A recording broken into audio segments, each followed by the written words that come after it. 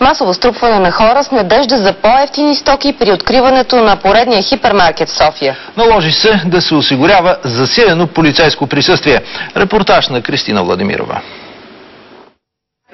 Така можеше да се опише ситуацията рано тази сутрин пред столичен хипермаркет.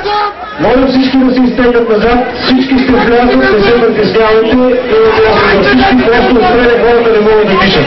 В битката за достъп имаше и изгубени деца. Трябва да има едно дете, полицията Алекс Била! Това е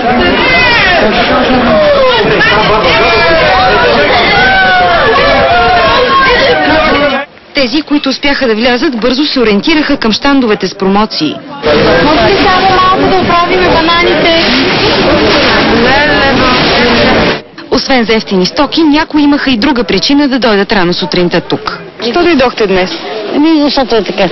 Защото да видя хората и хората да видят зверовете. И просто дойдох по-рано да захвана място и като смятах, че ще има някаква по-голяма аудитория за разговори, за соло, т.е. за да изнесат слово. Гледаме се Ира днес. Не само влизането, но за някои излизането от магазина се оказа трудна задача. От кого ще се чакате отпред?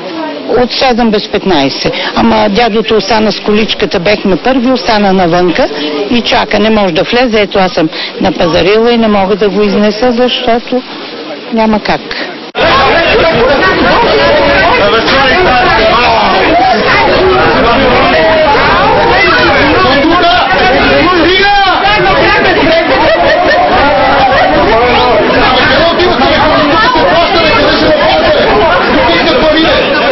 Ние сме ненормални.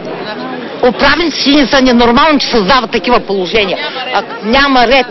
За BTV новините Кристина Владимирова.